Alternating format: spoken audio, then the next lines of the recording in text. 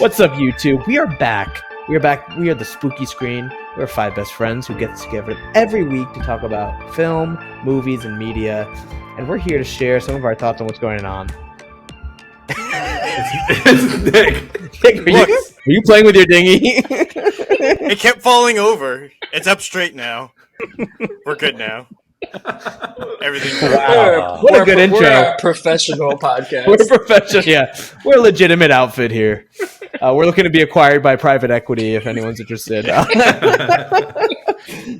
We've had a couple great videos about The Idol, so that's going to be one of our topics today because I think we have to close out. I really want to hear your guys' final thoughts on The Idol. I haven't watched it, but I'm interested to live vicariously through you. And I know there's a bunch of other topics, things we could talk about The Bear, which is the season 2 came out, which I know has been a huge hit, and other movies that a couple of us have saw. Noah is a certain one I want to hear about. Okay.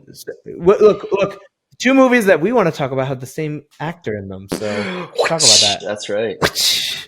So why don't we start with The Idol? I know it's been very controversial. There's been a lot of negative PR, and we got a ton of comments on one of our previous videos about this, a lot of mixed feedback. And one of the most recent comments, which had me interested, was they watched the ending, and they said it was trash. It was terrible. It was a waste of time. I would love to hear your guys' thoughts on the finale, but also maybe the series. So the beginning of this series, I didn't really care for it. I wouldn't have watched it if we weren't talking about it. And you know what? By episode 5, I liked what it was. I like what it delivered, and I think these quick 5 episodes tell this really torrid love story with lots of passion, like everything that young people are concerned about. And I don't know, it worked for me. I was surprised. I was super surprised that it worked. Jocelyn is the lead Idol character, who all for the previous episodes we've been thinking that Tedros, the Weeknd's character, is the one playing her and pimping her out and abusing her. And then by the end of episode 5, there's a hairbrush. And that's the one that the mom, quote unquote, beat her with or abused her with. And he's looking at it and he's like, "This is the one that you told me your mom hit you with." And she's like, "Yeah." He's like, "It looks new." And she just looks at him and she's like, "Yeah." And it clicks. She was playing him the whole time. When everybody thought he was manipulating this young girl, and that's how they played it out. They played it straight. It's, at least to me, it read as she understood what was going on the whole time, and she was orchestrating it all. And you see this flip in her where she's like, "Get out of here! I don't need you anymore. I used you." I disagreed with David. I thought it was the opposite way. So the series started out strong for me and then progressively got weaker and weaker and less focused by the end. I think it was a 5-episode season, right? So episode 4 it's Nadir, and then episode 5 was almost it's on life support. You're trying to resuscitate it, but it's not really giving you what you need in terms of a TV episode. What was missing for you? Just structure. I thought it was just wildly unstructured.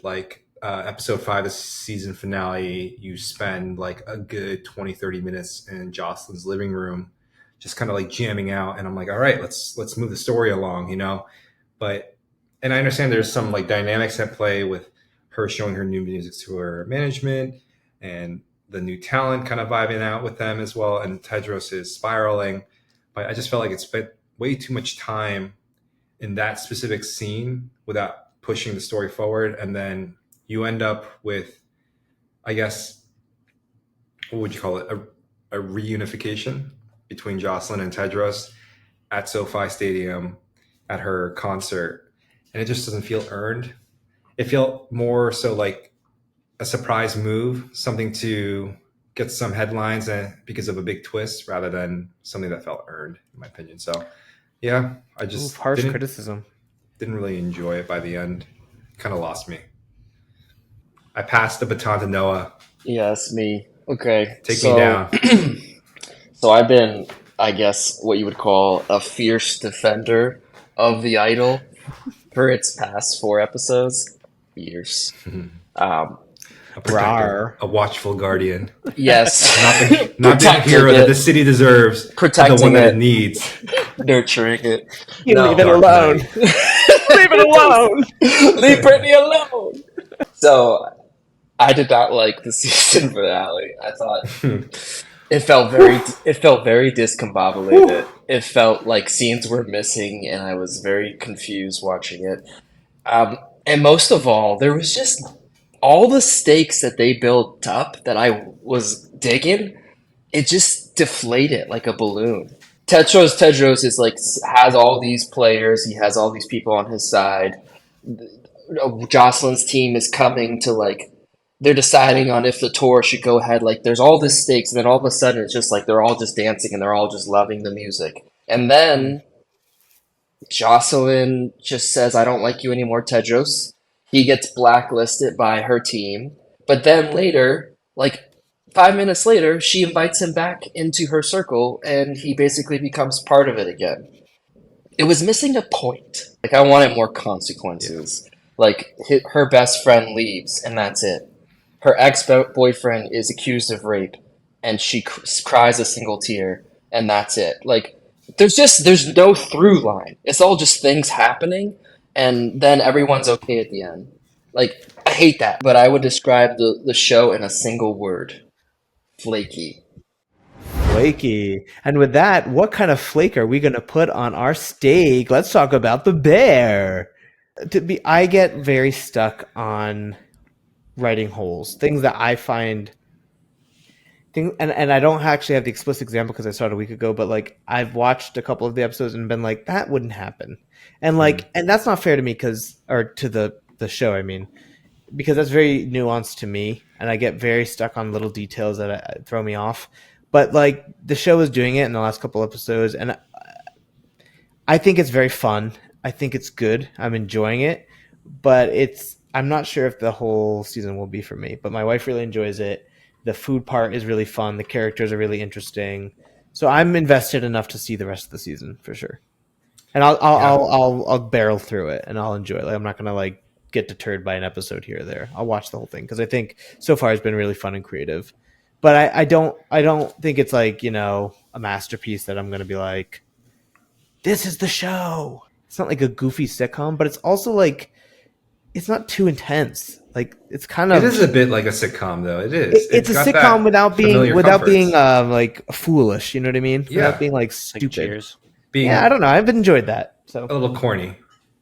yeah. Anyway, but I do like it. I do like it. I'm Okay, being so you've critical seen the without first watching 3 it all. episodes. Has anyone else seen season 2? Noah, Dave, Nick? I want to watch it. I just haven't had Okay. time. I've just seen Well- Katrina watching episodes from it because now she just leaves it on after she watched it all. She just leaves it on as background and Does rewatches she enjoy it? episodes. Do you know if watch she likes it? her watching Yeah, she it?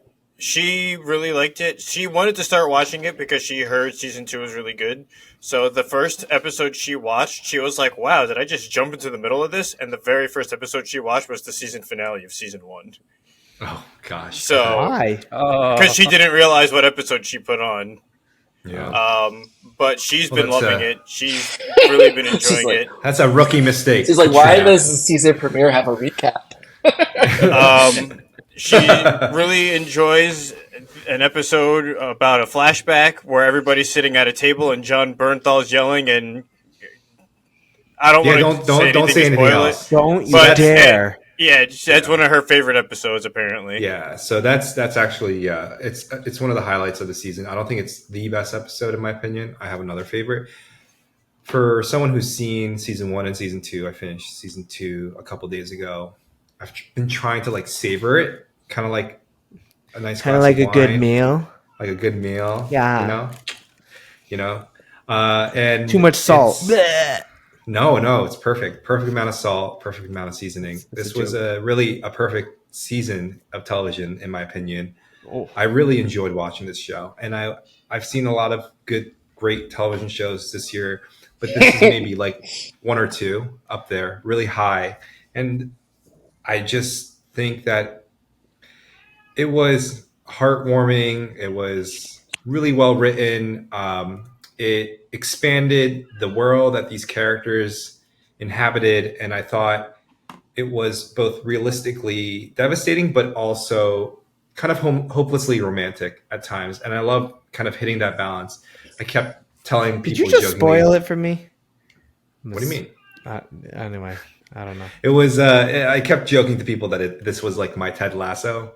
I've never watched an episode of Ted Lasso, and the reason why I avoid it is because I can't take saccharine type television shows that are so ooey gooey, wear their heart on their sleeves. And My this cousin kind of, swears by that show. You're too I know a cool lot for of it. people do, You're and a too lot of cool people for it. give Too edgy. no, yeah, definitely.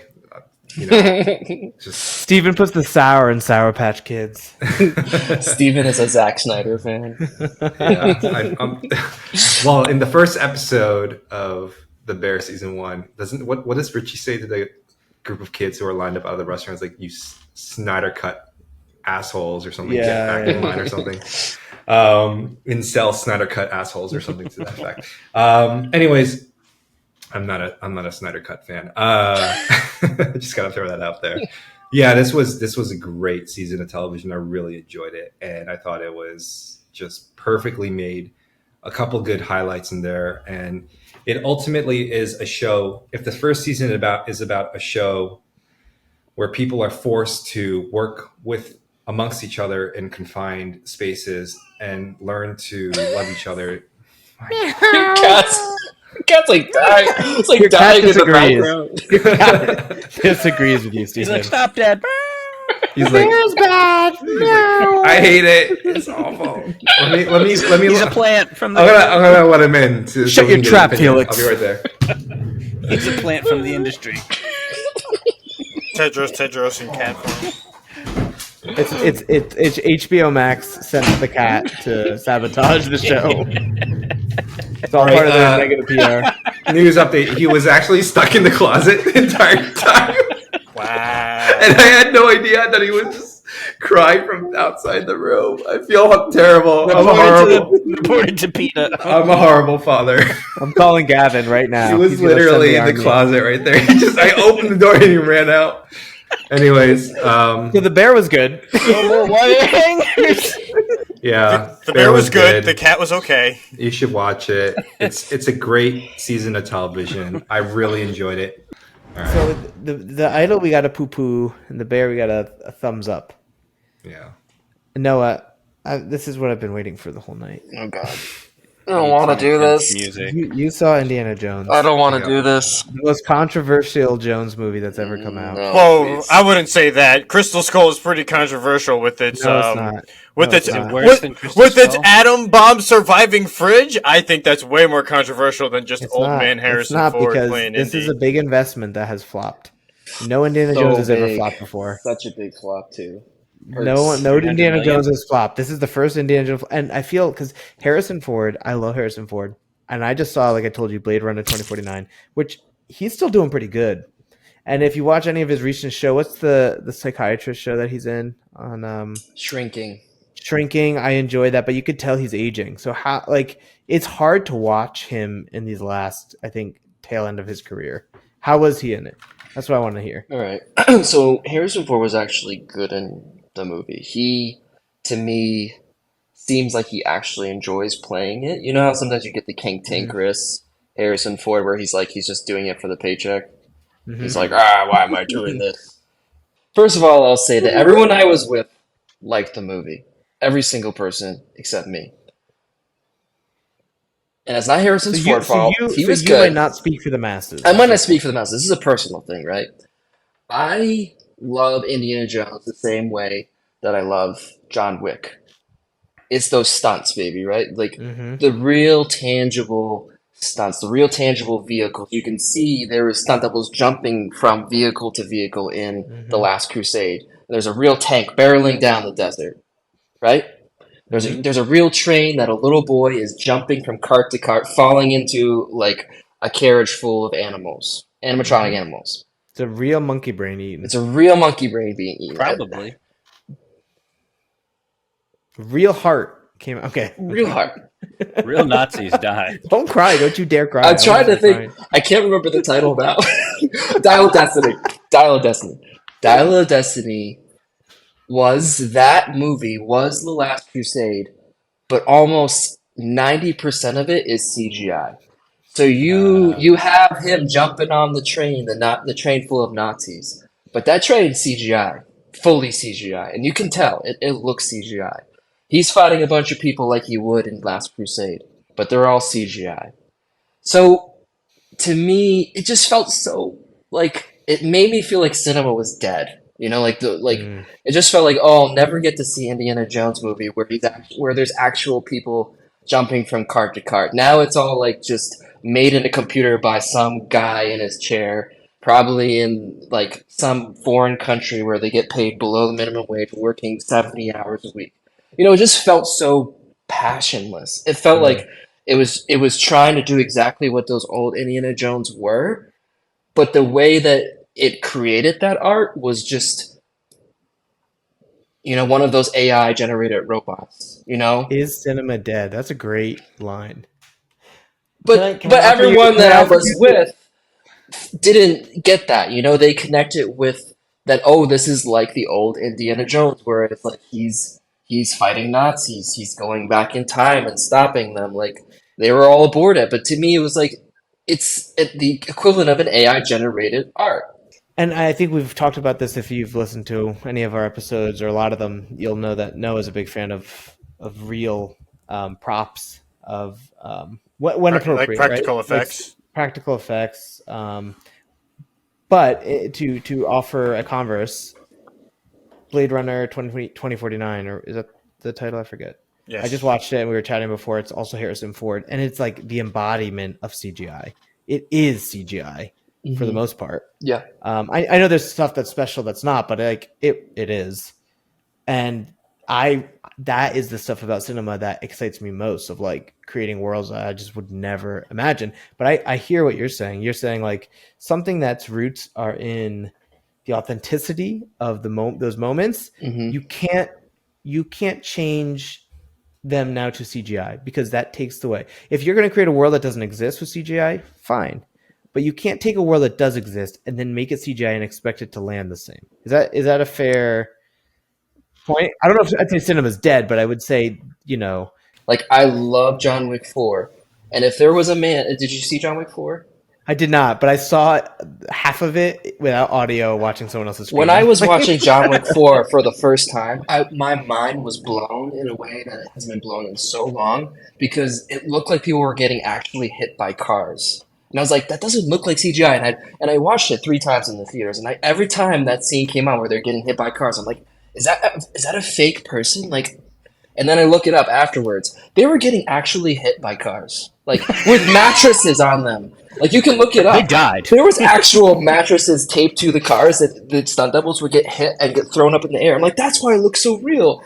And to me, like it's so memorable and it lasts. And I'll always remember that scene. Whereas Indiana Jones should be such a milestone in cinema, where you have this, a tail end of this legacy, right? And it just goes out with him not doing anything.